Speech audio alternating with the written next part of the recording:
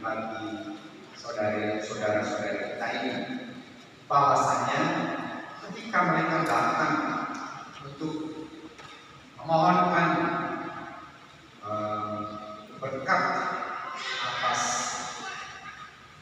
hidup bersama atau berkeluarga, yang diangkat martabatnya menjadi sakramen, mereka ini tidak sendirian, juga kepada dua saksi. Mereka tidak sendirian. Mereka ada orang tua, saksi, dan sanak saudara kita semua yang hadir untuk mendampingi. Bahwasanya perkawinan mempunyai arti dan nilai sosial yang melibatkan kita semua ini. Saudara-saudara sekalian yang terkasih, kalau kita merujuk kepada surat Rasul Paulus yang pertama kepada jemaat di Korintus, pada bacaan pertama tadi, sesungguhnya ini menjadi semacam panduan, menjadi semacam pedoman bagi hidup bersama kita, terutama dipilih untuk menjadi fondasi kekuatan atau tadi panduan bagi hidup keluarga baru ini nanti. Bahwasanya kasih harus menjadi kekuatan, menjadi modal dasar, karena Rasul Paulus memberi definisi yang amat jelas dan tegas bagi kita semua, bahwasanya saudara-saudari, kasih itu sabar. Maka kalau ada kasar, intimidasi, kekerasan dalam keluarga, itu dipertanyakan. Gimana kasih? Kasih itu murah hati. Ia tidak cemburu, ia tidak memegahkan diri, dan tidak sombong. Ia tidak melakukan yang tidak sopan, dan tidak mencari keuntungan diri sendiri. Ia tidak pemarah dan tidak menyimpan kesalahan orang lain, apalagi kesalahan pasangannya. Dendam, kesuma sampai di bawah kalian lahan paling berbahaya lagi ya.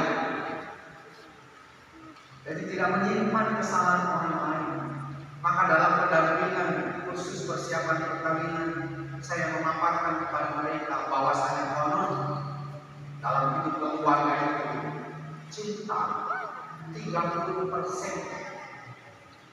yang 70% itu memaafkan.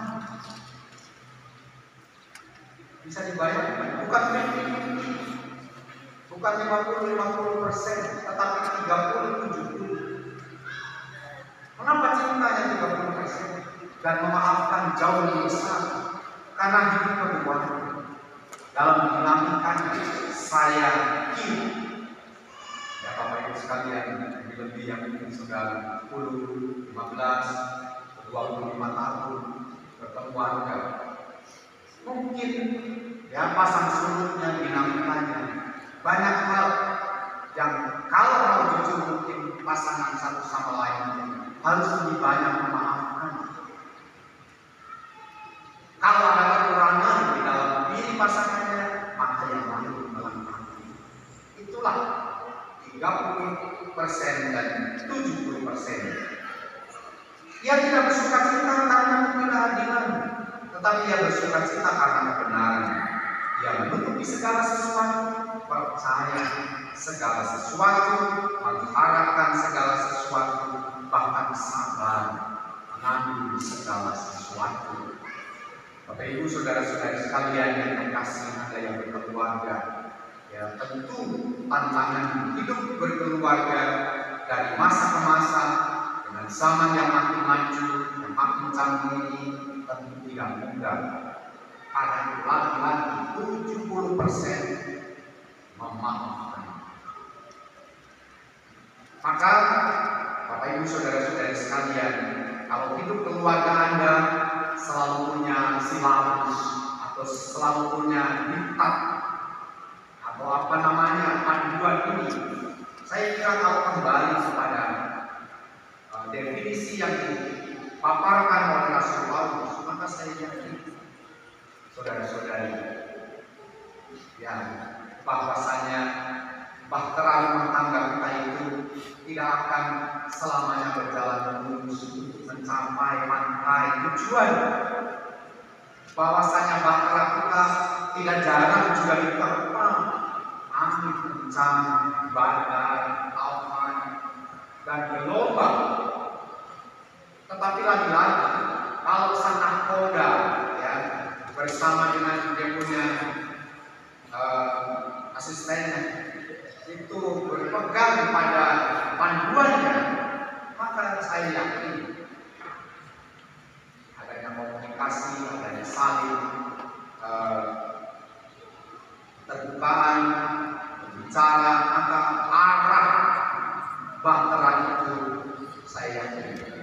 Kalau ada gelombang, mungkin asisten wajib ada nahkoda berpikir dulu, berhenti dulu, cari berlindung di balik pulau mana, kita tenang dulu di sana untuk melihat perjalanan yang sudah sekian lama dan seterusnya.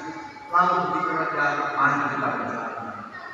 Ya, saya kira Yusendari dan juga Manja, kemudian Teo kurang lebih mohon ini menjadi ya, panduan bagi keluarga Anda. Mari kembali kepada definisi tentang kasih, supaya kita tidak bertegar hati seperti halnya dalam Injil tadi. Orang-orang Farisi mau mencoba Yesus dan bertanya tentang soal boleh tidak mencerai atau boleh tidak cerai. Yesus dengan tegas, karena ketegaran hatilah maka Musa ya, kemudian memerintahkan untuk memberikan surat cerai. Karena pada dasarnya, tetapi sejak semula tidak akan demikian. Maka saudara-saudari sekalian yang dikasihi, seberapa lama Anda hidup berkeluarga, Anda hidup berumah tangga, selalu kembalilah kepada Allah. Anda ketika boleh bertemu, boleh saling mengenal, semuanya kan yang indah.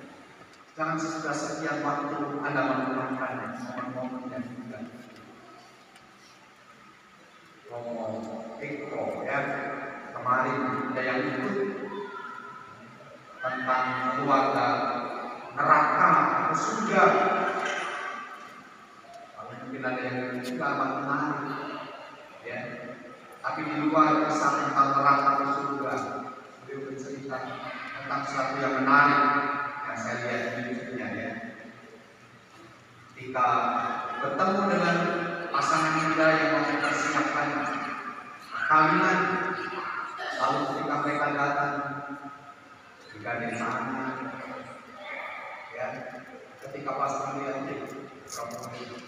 ya, lalu pastornya ngomong, kalian saja, boleh nggak pastor?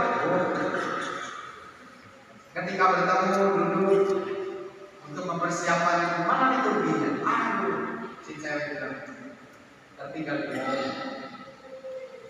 Lalu dijumpai dengan pacar sorry pastor calonnya, sama saja biasa yang ambil laki-laki dan seterusnya. Sesudah itu, sekali peristiwa, datanglah pasangan yang mau merayakan 25 tahun perkawinan, pesta perak. Itu berarti kurang lebih sudah mau bayar. Itu pastor lihat keluar dari mobil, tutup mobilnya, pacar dia dalam sendiri, ya. Lalu macet dari belakang, pastor, baru ini mana? Macet dari belakang, jalan sendiri terlalu lambat, ya. Lalu sampai di ruangan, kita memisah untuk perayaan 25 tahun. Mana liturginya, panduannya? Masih paham ya? Beda sekali, 25 tahun. Maka saudara-saudari yang terkasih, setiap renungan tentang keluarga Anda yang cuma Anda, saya mungkin hanya bisa teori. Satu alasan yang menarik yang muncul dalam seminar dirilis ya, Panorama Hotel yang disoroti persis tentang soal perceraian. Dan konon biasanya banyak terjadi oleh karena ada beberapa faktor ya, sosial, ekonomi, tapi juga intervensi orang tua, bapak atau mama mantu. Maka pastor yang di katedral sedikit berkelakar. Apa yang telah dipersatukan oleh Allah, ya, jangan dicerahkan oleh manusia. Jadi yang hanya bisa memisahkan kecuali oleh maaf.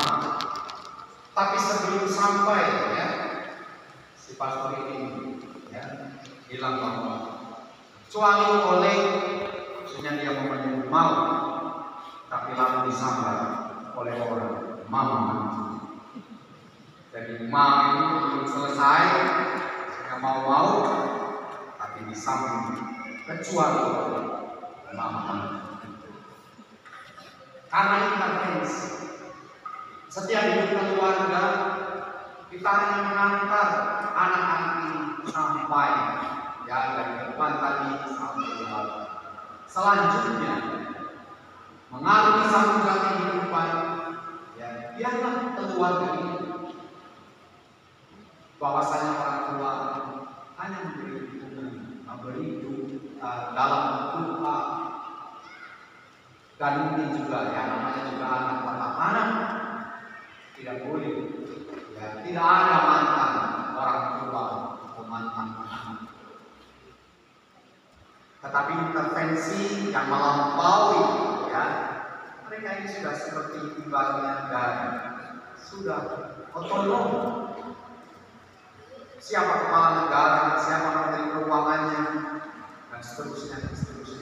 Orang tua, mari laki-laki, apa ini saudara-saudara sekalian, kalau kita kembali baik melalui surat Rasul Paulus kepada jemaat Korintus maupun dalam bacaan Injil, saya kira kekuatan ada ketika kita boleh memahami tentang bahasa kasih itu sendiri. Karena tinggal 3 hal, yang iman, pengharapan, dan kasih. Dan yang paling besar di antara semuanya itu ialah kasih. Kasih harus menjembatani, kasih harus menjadi dasar, harus menjadi fondasi dan kekuatan keluarga kita. Mari kita mohon kepada Tuhan, semoga saudara-saudara kita, Yosedari dan Maria Theo yang akan mengucapkan janji setia di hadapan Tuhan, saksi dan kita semua, hadiran kita menjadi kekuatan tersendiri yang menentukan mempelai. Kemudian kepada Bapa dan Putra dan Roh Kudus, seperti pada permulaan, sekarang, selalu, dan sepanjang segala. Amin. Lanjutkan perayaan kita, Panduan halaman 6.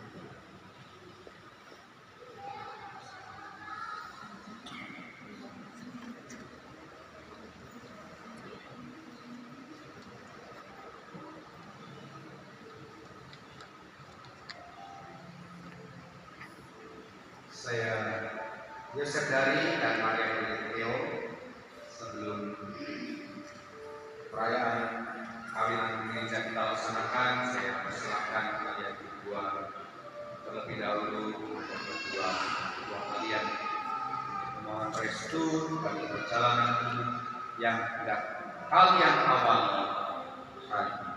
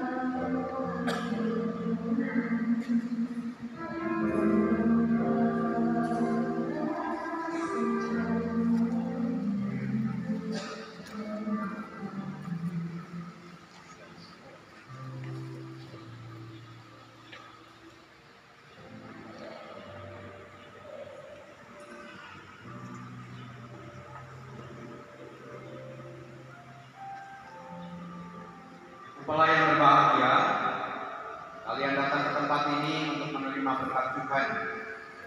Karena kalian melihat saling mengikat diri dalam bentuk perkawinan. Para pelayan gereja dan saudara-saudari seiman hadir juga di sini untuk menyaksikan peristiwa penuh rahmat ini. Kristus memberikan berkat melimpah bagi cinta kalian sebagai suami istri.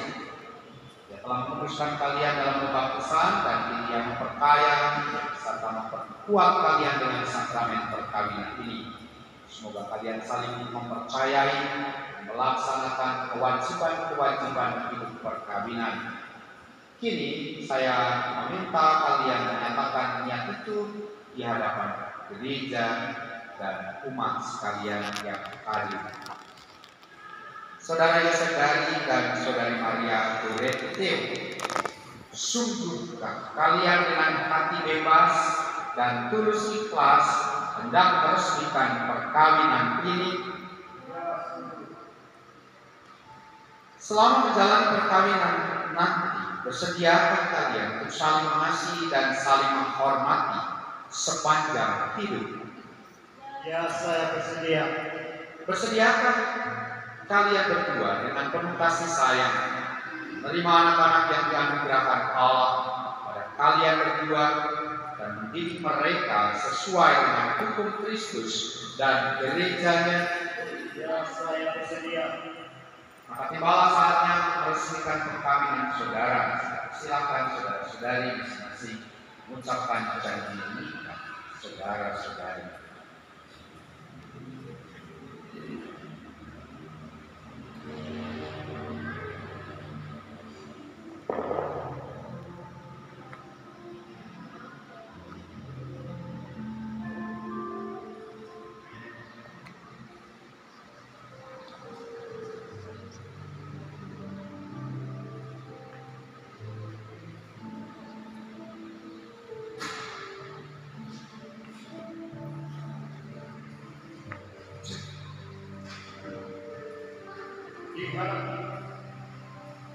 Di hadapan Allah, iman dan para saksi, saya Yosef Dari dengan kehendak bebas dan tulus hati menyatakan bahwa mulai saat ini saya memilih Maria Theo dengan sebagai istriku. Saya berjanji setia kepadamu dalam untung dan malam, dalam suka dan duka, dan saya mau mencintai serta menghormati seumur hidup. Demikianlah janji. Di hadapan Allah dan para saksi, saya Maria Berteo dengan kehendak bebas dan tulus hati menyatakan bahwa mulai saat ini saya memilih untuk sebagai suami dan setia kepadamu dalam rukun dan malam, dalam suka dan duka, dan saya mau mencintai serta menghormati. Demikianlah janji.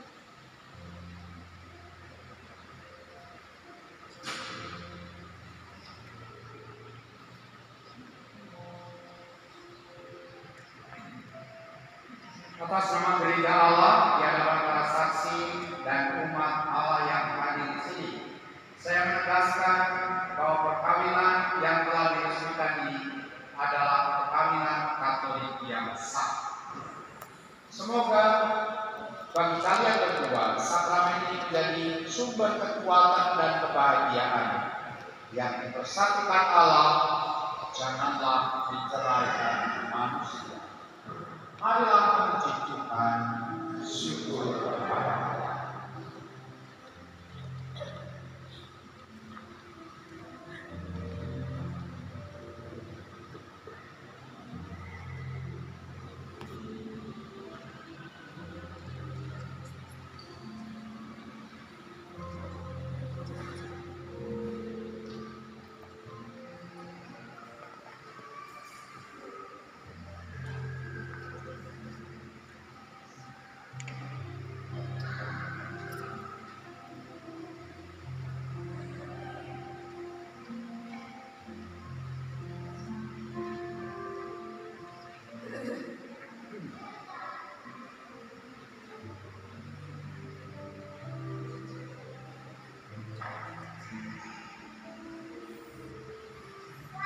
Semoga Tuhan memberkati kedua cincin ini yang akan kalian kenakan satu sama lain sebagai tanda cinta dan kesetiaan. Amin.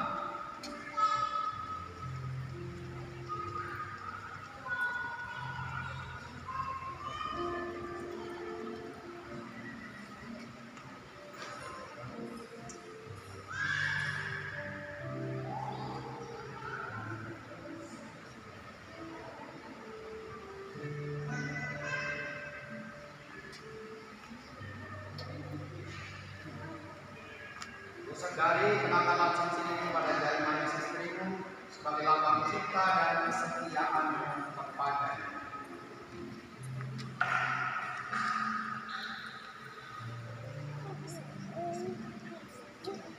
Terimalah cincin ini, Maria Berteo. Terimalah cincin ini, para cintaku dan kesetiaanku, dalam nama Bapa, Putra, dan Roh Kudus.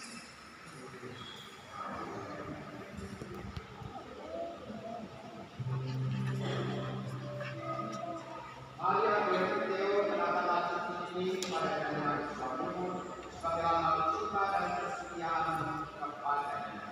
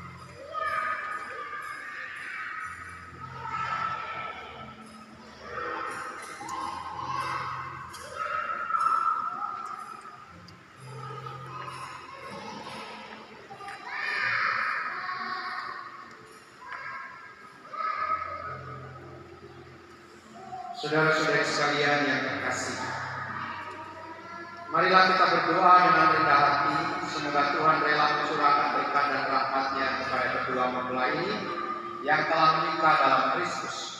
Mereka sedang bersatukan dalam perjanjian yang suci.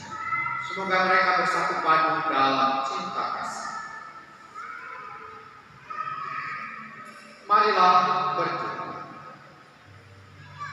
Allah Bapa yang kudus, Engkau telah menciptakan manusia menurut citramu sebagai laki-laki dan perempuan, supaya dalam ikatan persatuan tubuh dan hati, suami istri menunaikan tugas mereka di dunia. Ya Allah, untuk menyatakan rencana kasih, Engkau menghendaki agar dalam pertalian saling kasih kedua mempelai digambarkanlah perjanjian antara Engkau dan umat-Mu dengan pemenuhan makna sakramen ini. Menjadi nyatalah misteri iman Kristus dengan gerejanya di dalam persekutuan perkawinan umat beriman.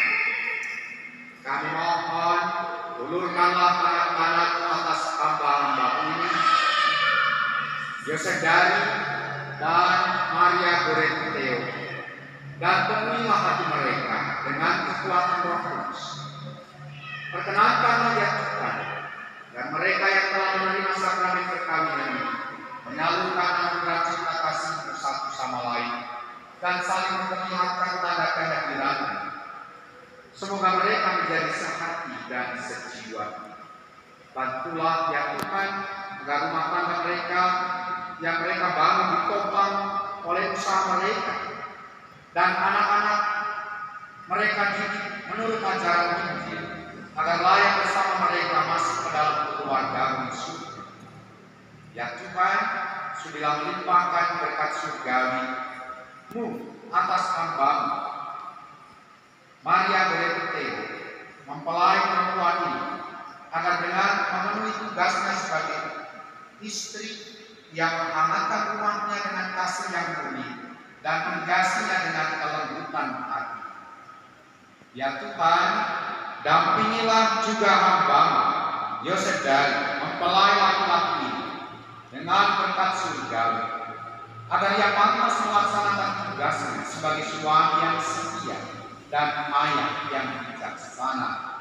Bapa yang kudus, kenankanlah agar mereka ini yang sudah menikah di hadapan-Mu dan ingin datang ke meja perjamuan telah menikmati sukacita karena boleh mengambil bagian dalam perjamuan surgawi dengan pengantaran Kristus Tuhan kami.